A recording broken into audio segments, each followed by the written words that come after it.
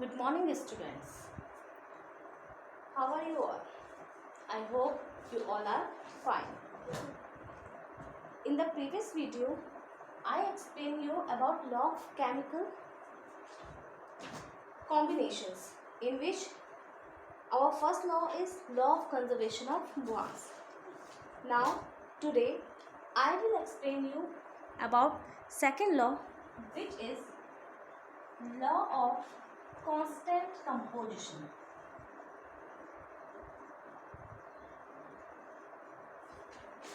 Constant proportion.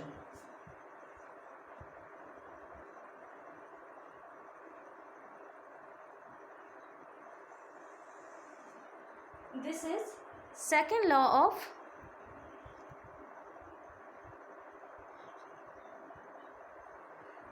law means rule.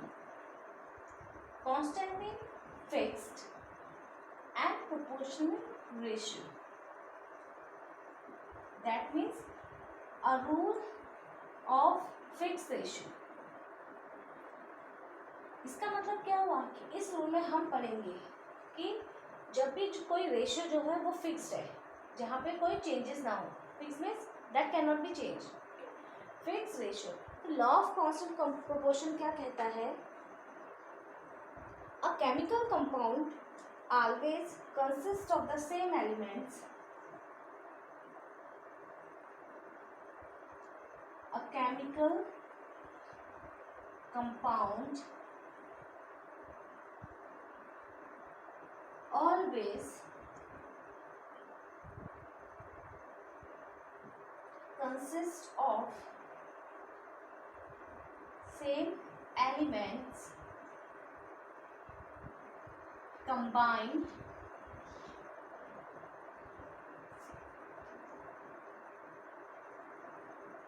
together in same proportion by mass. Same proportion by mass. This is our law of constant proportion. ये law क्या कहता है कि एक chemical compound means जो compound है वो हमेशा सेम एलिमेंट से मिलकर बनेगा, जिसमें जो एलिमेंट्स हैं वो उनका जो रेशियो होगा वो फिक्स्ड होगा, सेम रेशियो होगा, ठीक है, बाय मास. तो इसमें हम ये कह सकते हैं, जैसे फॉर एग्जांपल हम लेते हैं यहाँ पे वाटर का एग्जांपल. वाटर के केस में, वाटर में ये हमारा एक कंपाउंड है. इसमें एलिमेंट्स कौन कौन से हैं? Hydrogen and oxygen. और इनका हमेशा क्या मास क्या होता है? 1:8. तो ये हमारा इसका एग्जांपल है.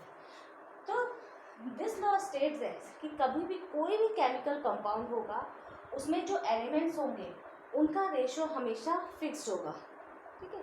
एक बार जिस फिक्स रेशियो में बंध गए हैं वो वही जो रेशियो है वो हमेशा हमें अवेलेबल होगा. फॉर एग्जांपल वाटर है. वाटर होता है हमारे कंपाउंड से वाटर में हाइड्रोजन एंड ऑक्सीजन, ठीक है. तो यहाँ पे हाइड्रोजन और ऑक्सीजन का रेशियो क्या होता है? 1:8. तो इसका मतलब क्या हुआ कि जो वाटर है वो हमें कहीं भी अवेलेबल होगा. Water means H2O. वाटर हमें कहीं भी अवेलेबल होगा, चाहे वो हम स्कूल में वाटर लें, इंडिया में वाटर लें, फॉरेन कंट्री में वाटर लें, तो वहाँ पे जो हाइड्रोजन और ऑक्सीजन है ये हमेशा सेम रेशियो में बाउंड होंगे, यानी उनका रेशियो क्या होगा? 1:8 ही होगा. जैसे मैंने आपको इससे प्रीवियस चैप्टर में मैंने आपको सॉल्यूशन के बारे में बताया था. सिंपल एक शुगर सॉल्यूशन है. मेरे घर में शुगर सॉल्यूशन में शुगर, वाटर, सॉल्ट, अगर हमें शुगर सॉल्यूशन बनाते तो उनमें क्या रेशियो चेंज हो सकता है, लेकिन वो कहलाता क्या है? सॉल्यूशन है. आपके घर में अगर आप शुगर सॉल्यूशन बना रहे हैं तो उसमें भी रेशियो क्या है? ऊपर नीचे हो सकता है, लेकिन कहलाएगा सॉल्यूशन है. लेकिन वो क्या है? सॉल्यूशन, मिक्सचर है. लेकिन यहाँ पे ऐसा नहीं है. कंपाउंड के केस में जो हमेशा जो कंपाउंड हो गए, ठीक है, इस कांस्टेंट प्रोपोर्शन का रूल क्या कहता है कि जो भी कंपाउंड होगा उसमें जो हमारा रेशो है एलिमेंट्स का वो हमेशा फिक्स रहेगा, 1:8 ही रहेगा। सपोज अगर यहाँ पे हमारे पास कोई दूसरा कंपाउंड है, उसमें हाइड्रोजन 2 और ऑक्सीजन, उन दोनों का रेशो कितना हो जाएगा, हाइड्रोजन और ऑक्सीजन का 2:8 हो गया, तो वो हमारा वाटर नहीं कहलाएगा, तब वो हमारा वाटर नहीं होगा। इसमें ये है, अब फॉर एग्जांपल अगर हम यहाँ पे लें कि जैसे दूसरा एग्जांपल अगर मैं कंसिडर करूँ अमोनिया का है, ammonia means NH3,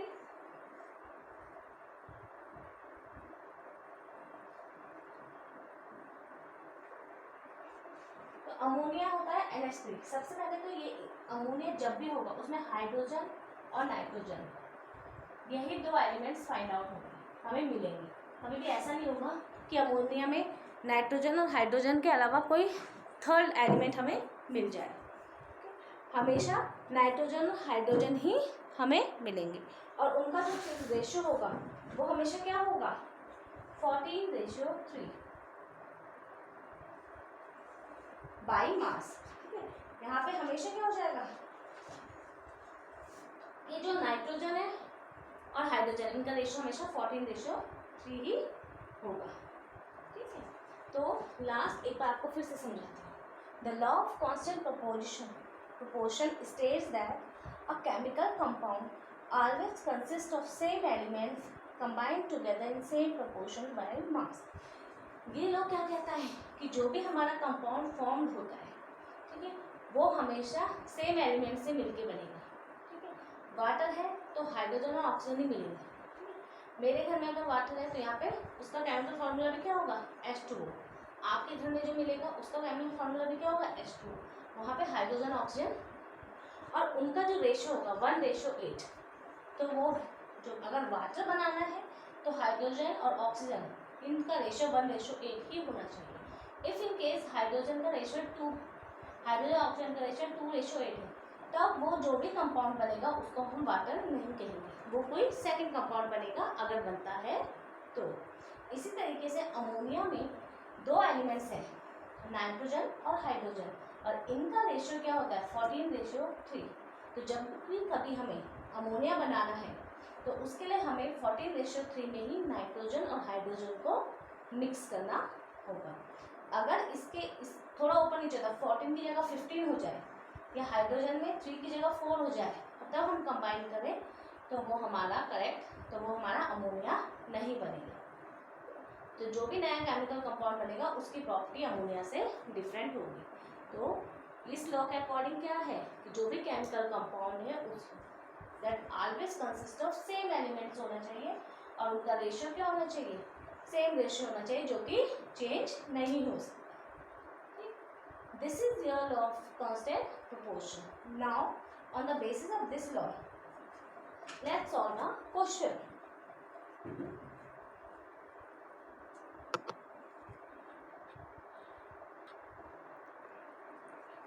The question is, hydrogen and oxygen combine in the ratio where H represents hydrogen and O represents oxygen. Hydrogen and oxygen combine in 1:8. This is your NCERT question. By mass to form water. By mass to form water, that means H2O. What mass of oxygen gas would be required?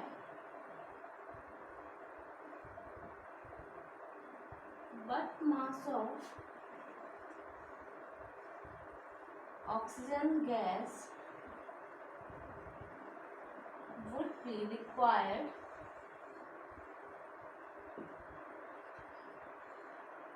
to react completely with 3 gram of hydrogen gas?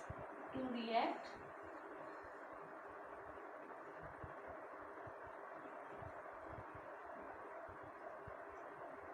completely with 3 gram of hydrogen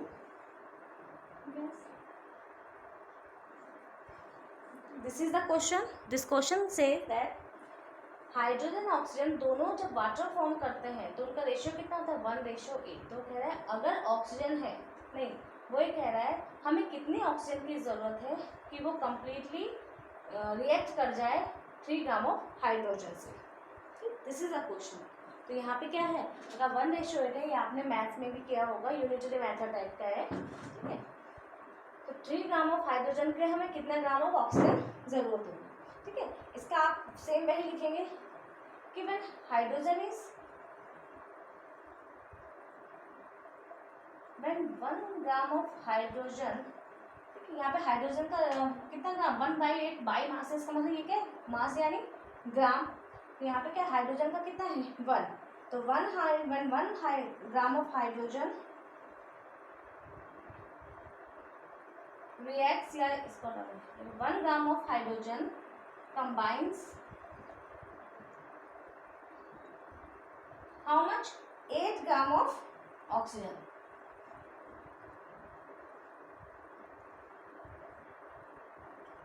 एक ग्राम जब hydrogen है तो हमें oxygen कितनी है 8 ग्राम.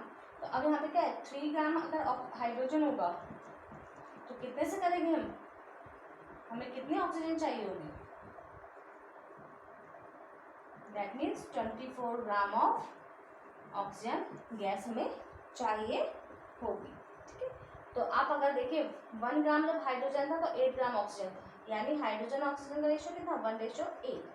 यहाँ पे 3 gram hydrogen है, ऑक्सीजन कितना हो गया 24. अगर रेशियो निकालेंगे देन अगेन इट इज 1:8, यानी our correct answer is 24 gram. I hope आपको ये क्वेश्चन समझ में आ गया होगा. Now there is one another question of NCERT.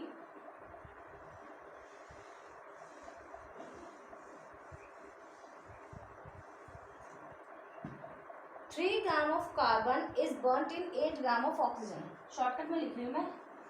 3 gram of carbon burned in 8 gram of oxygen. 11 gram of carbon dioxide produce.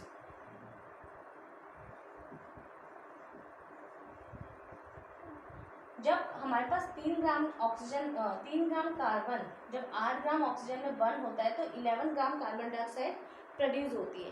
तो अब वो पूछ रहा है what mass of carbon dioxide will be formed. तो हमें ये निकालना है कि कितने ग्राम कार्बन डाइऑक्साइड फॉर्म होगी जब अगेन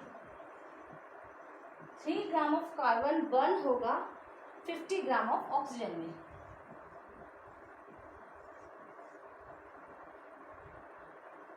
तो 50 ग्राम ऑफ ऑक्सीजन में कितना हो जाएगा, देखिए इसको हमारे करने के ये है, इसमें हमने क्या करना है, आप हमें पता है कार्बन डाइऑक्साइड में कार्बन और ऑक्सीजन का जो रेशियो होता है वो होता है 3/8.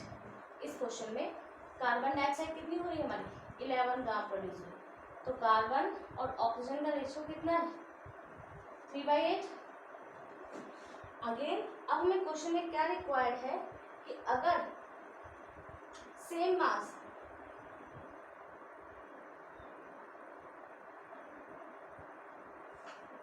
अब वो क्या कह रहा है कि अगेन 3 ग्राम ऑफ कार्बन है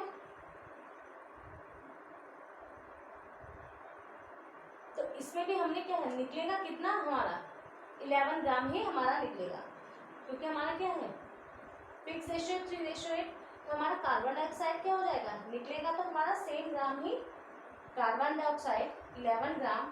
क्यों, देखो जब 3 ग्राम ऑफ कार्बन बर्न करता है 8 ग्राम में तो हमारा 11 ग्राम कार्बन डाइऑक्साइड निकलता है. सेम कंडीशन हमें दे रखी 3 ग्राम दे रखे हैं हमें, और हमें यहाँ पे ऑक्सीजन की क्वांटिटी कितनी दे रखी है 50 ग्राम. लेकिन प्रोड्यूस कितना होगा 11 ग्राम ही होगा. बाकी का जो हमारा ये 50 ग्राम है इसका है क्या, इसमें हमारा क्या है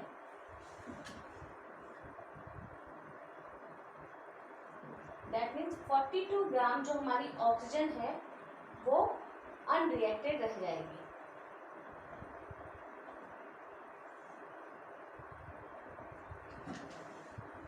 ये क्वेश्चन फर्स्ट क्वेश्चन से थोड़ा डिफरेंट है.